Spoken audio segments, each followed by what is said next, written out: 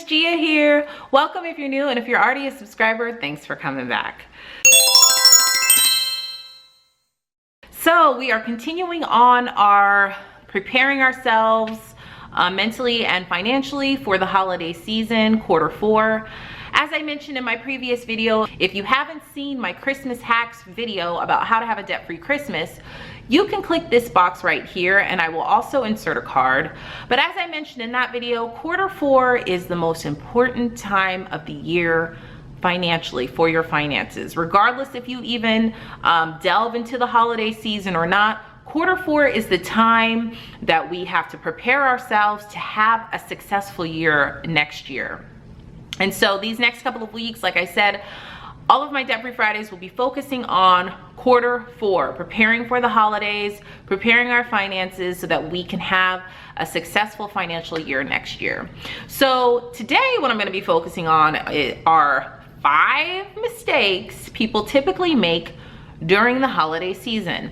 And I wanted to get this video out early so that you guys can make sure, I can make sure you guys don't make any of these mistakes, because I've been guilty of these before. Many of my friends and family, we've all been guilty of these, but these mistakes can really harm our finances and harm our budget and make us, not go down the right financial path or help us to not reach our goals. So I wanted to make sure that we don't make any of these mistakes this year. So let's jump right into it. Mistake 1 is shopping on Black Friday.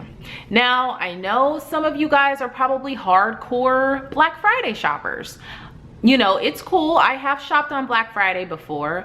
And as a matter of fact, last year I posted a video called The Holiday Shopping Guide. When is the best time to go shopping for the holiday season? You can click this box right here and I will also insert a card. But historically, Black Friday is never the best time to go shopping because you do not get the best deal. Okay, all of these surveys were compiled, and there's a website that shows the best dates. They predict the best dates to go shopping for different things. Like you should go toy shopping during these dates. You should go electronic shopping during these dates.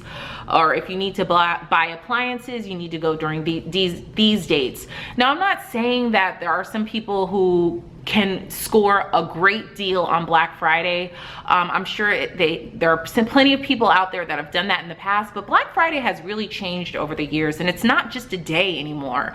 It's pretty much, the minute Thanksgiving Day they start on. So, the philosophy of Black Friday has definitely changed to marketers and to business over the past couple of years. And also, I think people go Black Friday shopping because of FOMO. Fear of missing out, okay? FOMO really creeps in and they think, oh, if I don't go, then I'm gonna miss these awesome deals, when in reality, you'll just be missing the crowds and, missing out on time to spend with your family and friends during Thanksgiving. So, Black Friday to me is definitely not the best day to go shopping for toys or to go shopping for Christmas gifts at all. But again, do I go shopping on Black Friday? Sometimes. I think I went shopping last Black Friday. But you definitely shouldn't feel like you have to go shopping on Black Friday. Mistake number 2 is waiting until the last minute. Now, you'll see sometimes that there are better deals closer to Christmas, and that is true a lot of the times, but you should never feel like, oh my gosh, I have to buy this right now because, I'm running out of time. You never want to feel that way, because it could be a horrible deal that you're getting, but you just feel like you have to go in and you have to buy this stuff right now for everybody on your list because you waited until the last minute. You definitely want to give yourself options, okay? Take your time, really plan out your Christmas budget and what you want to buy for each person, how much you want to spend for each person.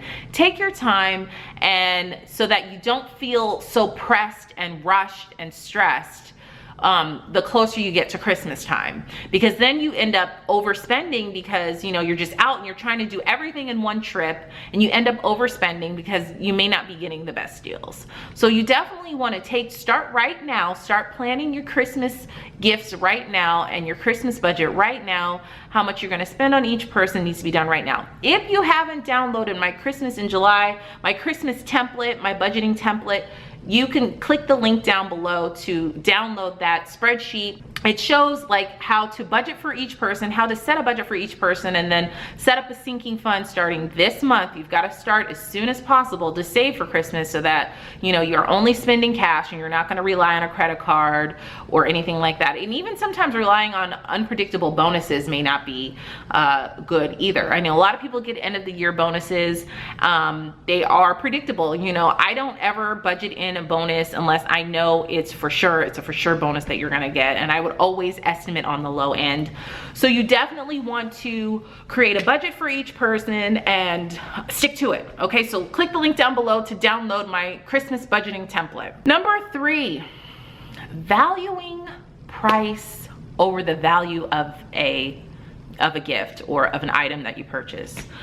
For instance, I hear people say this all the time, like, oh man, I bought this really cute sweater, or I bought these shoes.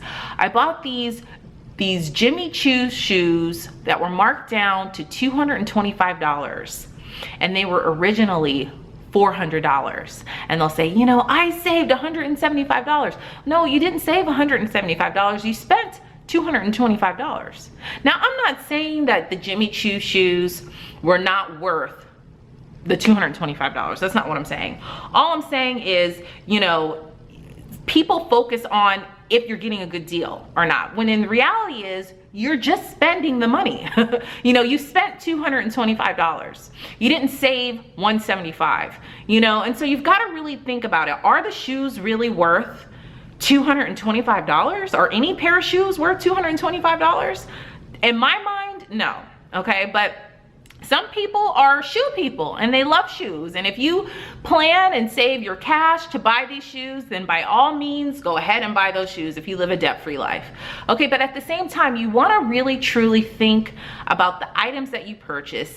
Are they really worth it? Don't value, you know, the savings portion of a deal as opposed to valuing the actual item and its worth. Is it really worth this, you know? And a lot of people get caught up in that, especially when, you know, companies say they have these deals and these sales and so much percentage off, when really in reality, a lot of the times all they do is mark the items up to reduce it back down to its original price, and it's been that price all year round. People just don't notice that. They just look at, oh, it's 30% off, it's 40% off.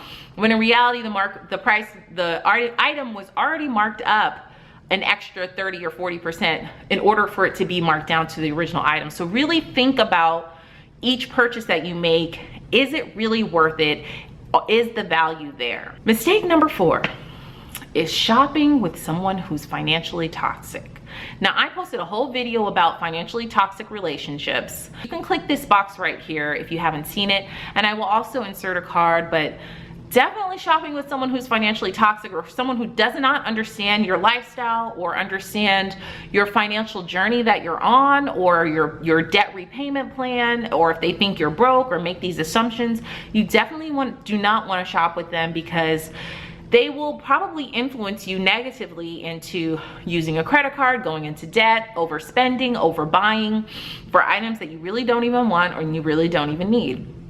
Or purchasing gifts for people that you don't want to purchase gifts for, and you don't want to spend so much for, going over your budget. So definitely be conscious in who you're around during the shopping season, because, you know, there's enough distractions in and of itself with the stores and online and social media. You don't need people in your personal life, in your real life, distracting you as well. So you definitely want to keep a barrier up and make sure that you are shopping with someone who is of the same financial mind as you and will not influence you in a negative way. Mistake number 5, and I've been reading through you guys' comments of my last video about my Christmas hacks, how to have a debt-free Christmas, and a lot of people said, you know, well, what do I do? I have so many people to buy for. I have 30 people to buy for. I have 50 people to buy for.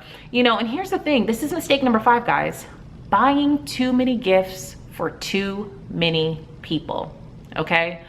And you've got to really ask yourself, okay? You should not have to, first of all, you shouldn't have to prove your love to someone through gift giving, okay? I mean, that's some people's love language is receiving gifts. You know, that's not personally my love language, but you shouldn't feel like you have to buy an expensive gift to prove your love to someone. So, you know, if you're one of those people who have 30 to 50 people to buy for, or even 20 people to buy for, you know, you really got to think about what your Christmas budget is, what you can realistically do, and then cut some people off the list. Or make a handmade gift, give a gift of time. You know, people, if they really love you, which I'm sure they do, and care about you, they're not gonna care what you give them. As long as you're giving them something from the heart, a nice handmade gift is nice. Now, I'm not the crafty type, you know, I'm not really good at that kind of stuff, but a gift of time, I would really appreciate it, because everybody's time is limited, you know? And you've got to think, is it really, you need to have a conversation with your family and friends about why you feel like, why you're doing this, and what it means to you and your family to live a debt-free life, to have financial freedom, to be powerful in your money, and discuss that with them. And I'm sure, since most of them probably care and love for you, they care and love you, they will understand your journey, and they will understand why you're cutting back so much, and really try to explain to them what the true meaning of Christmas is to you. You know, everybody's meaning of Christmas is different. You know what I mean? It could be different. In my mind, Christmas is not about Christmas gifts under the tree.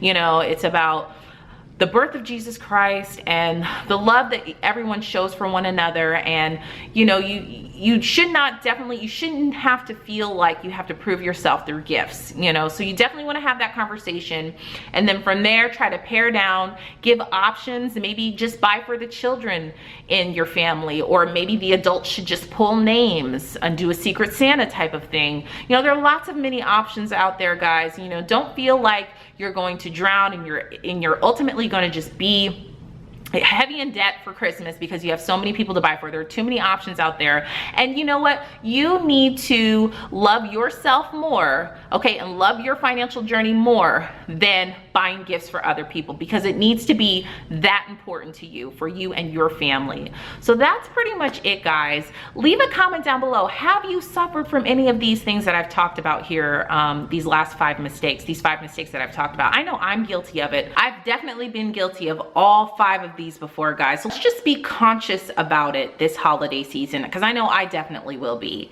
If you haven't hit that subscribe button, click that button down below, and you can also check out my previous videos here. You can also check me out on all my social media platforms, all listed down below. Thanks so much for watching, guys, and I'll see you in the next video. Bye.